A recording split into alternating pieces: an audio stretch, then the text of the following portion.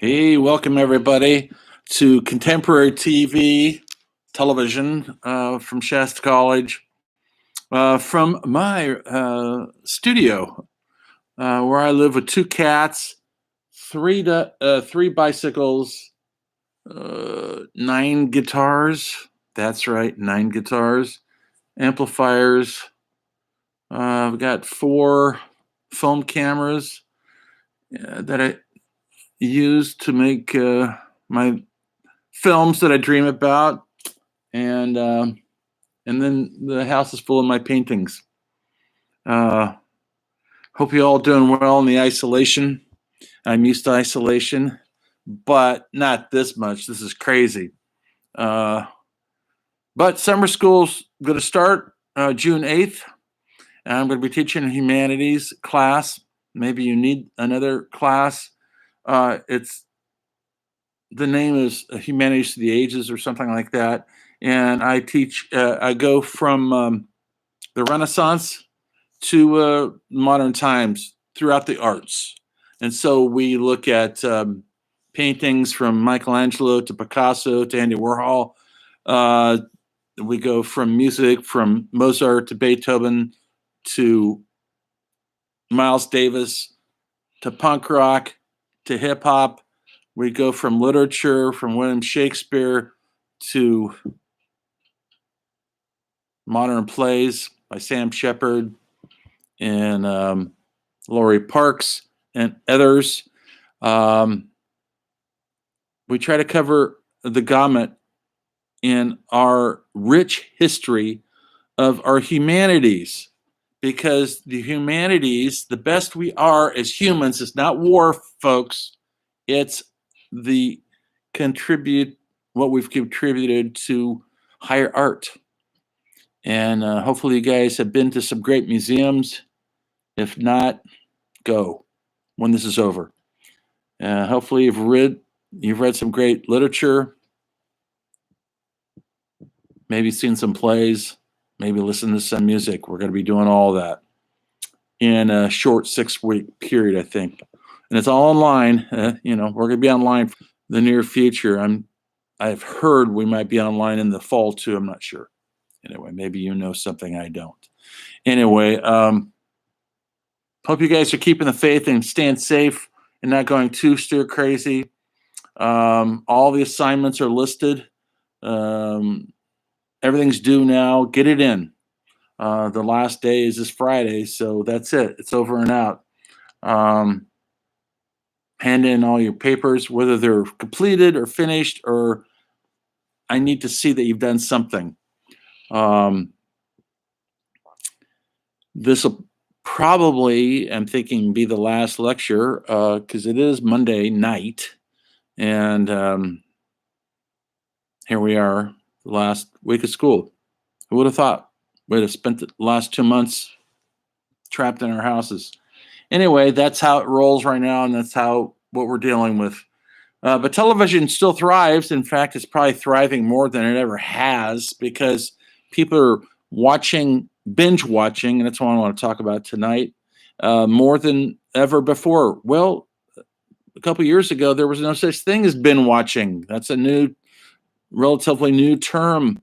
In the old days of television, they have weekly programs, and you had to wait an entire week to see the next episode. Can you imagine? You're watching your favorite episodes of Ozark or Barry or Fleabag, and you have to watch it. You have to wait a whole week to see another episode. Oh my Lord, how did we do it? But we did it somehow. But now we binge watch. And now television has changed over the last 10 years since all the cable networks started making their own shows. And they started this thing where you didn't have to wait a week. They go out and they make all the series. Maybe it takes them 6 months to make these shows, 8 episodes. And then they show them all at one time. They open it all in one time, and you can watch all 10 episodes or whatever it is all at once. Now, there's huge difference on all this. In the old days, television used to be anywhere from 22 episodes a year to 36 episodes a year, depending on when they had cigarette advertisements. But now that doesn't happen.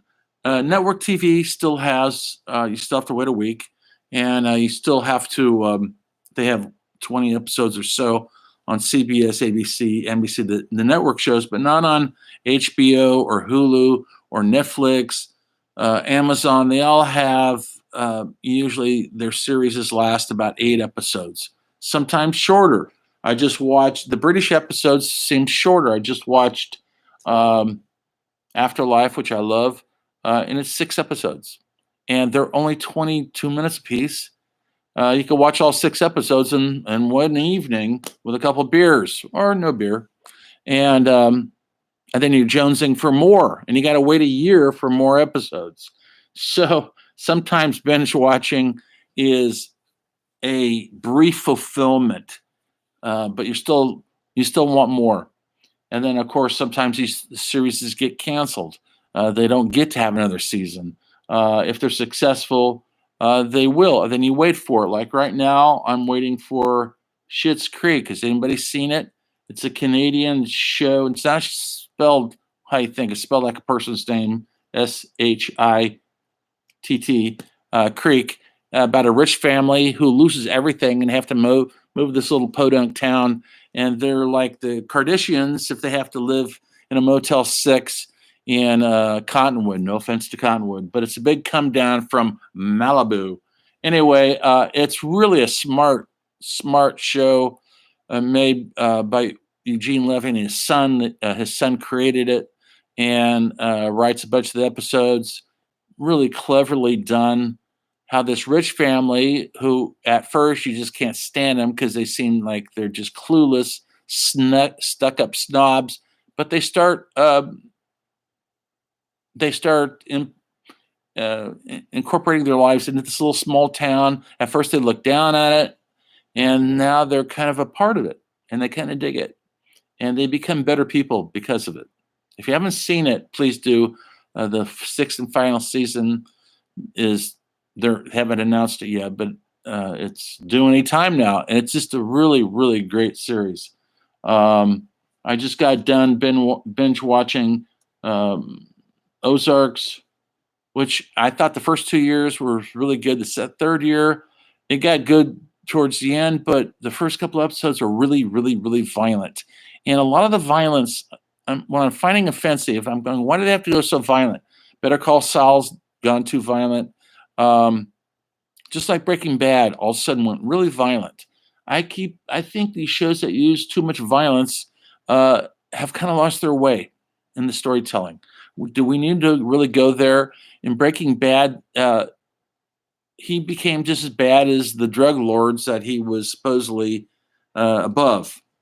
And they just don't kill people; they torture them. They cut their heads off with power saws. Same thing with Ozarks, and it's. I don't think it's just my opinion, my highbrow opinion, but I don't like how they stereotype Mexicans. They're always Mexican drug lords with the tattoos all over their faces, the buzz cuts, and they kill anybody in a brutal way with absolutely no emotion. They did that on Arkansas, Better Call Saul. I just watched this thing called Barry, which I enjoyed, but is it racism to always have the drug cartels? In this case, they're Bolivians, and they make fun of how short they are all the time. That's the running joke. They're short. And they also have Chechens, um, and they're kind of clueless. They play them for jokes, but then they kill. They kill crazy. And so then you go, well, they're making fun of it, but they're also showing violence. And I hate to say it in kind of a cool way. It looks like, oh, that's kind of cool looking. But it isn't cool. Violence is stupid and awkward and ugly, and it's not cool at all. But a lot of these shows are relying on that now, and I think it's an easy go-to place to get ratings. And who watches that? Is it if you break it down through genders, do women dig the violence as much as the men? I think not. I think it's aimed towards men. Um, Maybe I'm wrong on that. You can write a paper about it. Anyway, hopefully you're writing your papers because they're all due this week and you've got your final topics and you're just going to crank this stuff out. And I can't guarantee grades, obviously. You still got to earn an A. But if you've stuck it out through thick and thin and you did good enough job on the papers and you showed up for the lectures and I see that your journal that you paid attention, you'll do fine in the class. Um, and you can move on for the rest of your lives with whatever the hell that's going to be. It's a whole new environment. Did anybody watch Saturday Night Live this Saturday? They had a very funny, incisive opening where it was a graduation of the new high school graduation, and all the the thing is just so depressing because all these young kids graduating from high school who can't have their ceremonies. They're all at home and virtual high school ceremonies. They didn't get to go to their proms. Their high school dreams of what their parents went through or their grandparents, they didn't get to have. It's a new culture out there of virtual living, but it was a funny show because it shows what's the future of college education? How's it going to look? It's like they said in the show. And it's a funny, smart thing to say. Should you spend 40, 50 grand on Stanford a year when it's virtual, like Phoenix University, which is like I don't know how much it is to tell you the truth, but Phoenix University is a lot less than 40 grand a year, but it's all online education. What are you paying for by going to Stanford or Berkeley or UCLA or East Coast? What do you pay for? The buildings, the heritage, the history, the quirky professor that comes in. Now that's all online for the near future. We don't know when it's going to change. We don't know when it's going to back. Our enrollment's going to go up or down.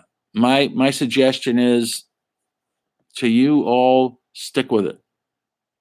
And education is never going to be out of fashion. It might change the way it's being presented, but it's always going to be, to me, one of the most vital things you could do in our culture. Is it going to get you a great job? Who knows? There was no guarantee before the pandemic. You still got to prove that in the marketplace yourself. What's the marketplace look like? It's different now, folks. Believe me, I know. I've been kind of lucky because I've been teaching online since about 2005, so this wasn't a big transition for me. I do miss the contact in the classroom because that's how I get to know people. I will probably soon start having Zoom conferences and all that. I won't do that till summer school. And so it'll be different than these lectures on YouTube, which is what I knew how to do. That's why I did it. But I miss the interaction. I need the interaction, just like you need the interaction. I feed off my students. I'm only as good as my students in the classroom. It takes two to make a really good, healthy class, a good mix of opinion, of humor, of human contact. And we're not having that now. And so that part of the education is definitely lacking. But we could watch TV, we could write papers about it. That's fine. But the rest of education right now is a little bit on the ropes. But we're going to figure this out together. We need you as much as you need us. And so hopefully you guys continue. Because what else are you going to do? I mean, at least you have something to do right now, right? Besides waiting for your $1,200 check that may not ever come from the government.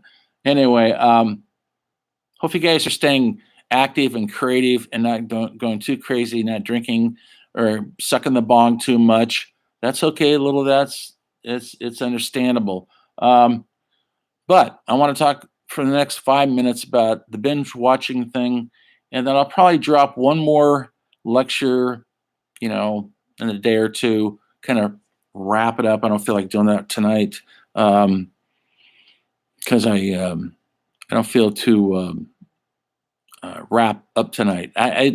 End of school always bothers me. I don't like it. I get sad. You guys got to watch a film called Goodbye, Mr. Chips. You'll know what I mean.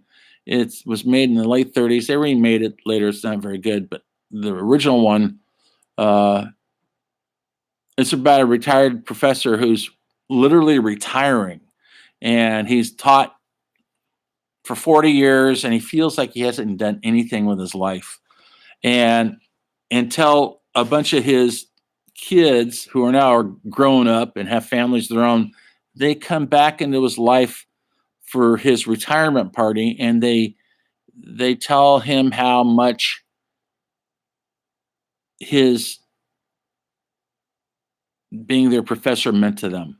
And he goes home with another feeling that his life had worth. Anyway, so the thing about being a teacher anywhere is that the students move on and you stay there. You just wait for the new batch to come in. And so there's always a bit of sadness to the whole thing. Not as sad this time because we're not in the same room. And I was just getting to know some of you guys, and now who knows where you are and who knows what you're doing. I assume you're doing good things because I believe in you. So anyway, binge watching. We're binge watching like crazy now because of the pandemic. We're stuck home even more. I binge watched some of these series I looked at, like Afterlife with Ricky Gervais. I've watched it 3 or 4 times, all the episodes. Flowers is a brilliant British show. It's not for everybody.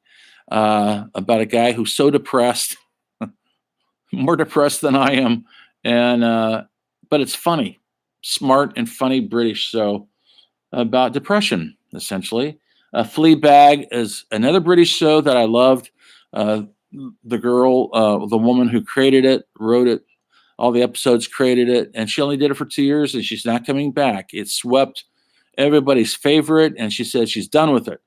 She just got the contract to write the newest James Bond, which I think is already made, but they're going to have to postpone the premiere because nobody can go to the movies. If they could premiere right now, what?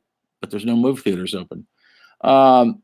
Wonderful, wonderful series about a highly smart, sexualized woman trying to find her place in a culture that kind of looks down at smart women that might like to enjoy having sex outside of marriage. Maybe it's looked down upon. I don't know. Maybe it is still. But it's really smart and incisive. It's called Fleabag. It's a British series. I just got done watching Barry, which maybe seen it, heard about it. The guy is an assassin, which I think is an overused story idea, but he tries to put that in his old life. He wants to be an actor now, so he's moved to LA, and he's in kind of this kind of corny acting class, cliche acting class in LA, and he wants to be an actor now. He doesn't want to be an assassin anymore, but they keep pulling him back, and he does kill people pretty brutally and randomly. But supposedly they're bad guys, but he kills some people that aren't bad. And so, but they play it for laughs, and it's pretty smart. That Bill Hader from Saturday Night Live, it's his baby. He writes all the episodes, or he created the series, and he's directed a couple episodes. Henry Winkler, the Fonz is in it, if you remember Happy Days. And I've watched both years now 2 times. Better Call Saul is another smart. That's a prequel to Breaking Bad, another binge watching. Hopefully, maybe you've seen it. Maybe you like Breaking Bad. Saul was the sleazy lawyer in it. Now he's got his own series, and it's before the Breaking Bad episodes. Once again, very incisive, and they don't play everything for laughs in that show. Another good one I really liked this year was called Goliath with Billy Bob Thornton. He's kind of a smart, washed up lawyer who goes against these legal giants. Get it? Goliath? And he's not Goliath, but he goes up against Goliath, and he doesn't have the backing or the funding, but he usually defeats them through his diligence and his intelligence. Another really good series with its fair share of violence. Anyway, those are the ones I've been watching, and I keep looking for more to see. I started one last night. I didn't care for it. It just came out on Netflix called Hollywood. It's like a reimagining of how Hollywood was like right after World War II. It's a little too broad stroke for me. It got sort of good reviews. I only watched the first episode. I don't know if I could keep up with it because Hollywood is my passion, and I just think they have a lot of it wrong. It is a fantasy. It's a fairy tale because what they've done is they've put it in modern context. They have African American actors being huge stars. That never happened, folks. Never. Sidney Poitier was probably the first Black African American star in this country. Before that, they African Americans played butlers and maids, and usually in shea ways and for comic effect. There's a few exceptions, but in this, they're on equal footing with Clark Gable and everybody else. That's the fantasy. That's the fairy tale aspect of it. Where they're, like the review said, like Tarantino, they're reinventing history.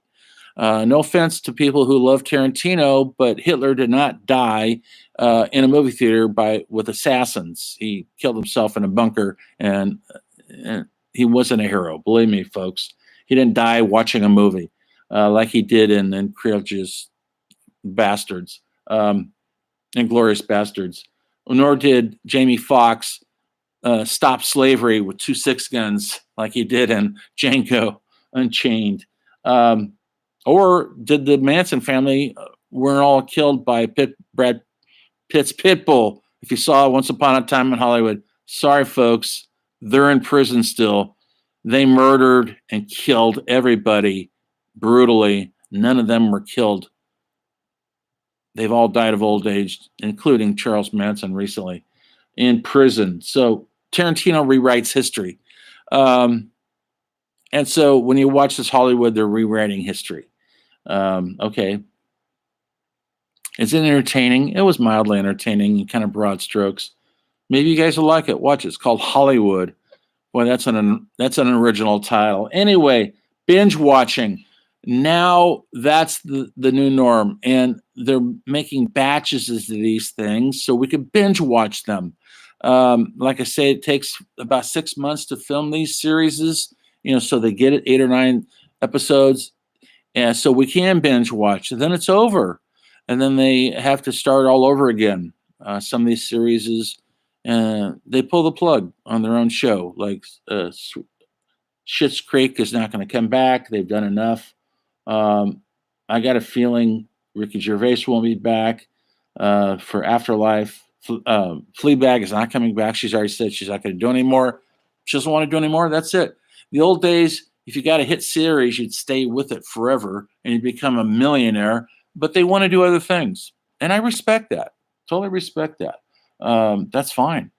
But it kind of leaves you wanting for some more episodes. Anyway, the binge is us now, and we wait around for binging, especially in these pandemic times.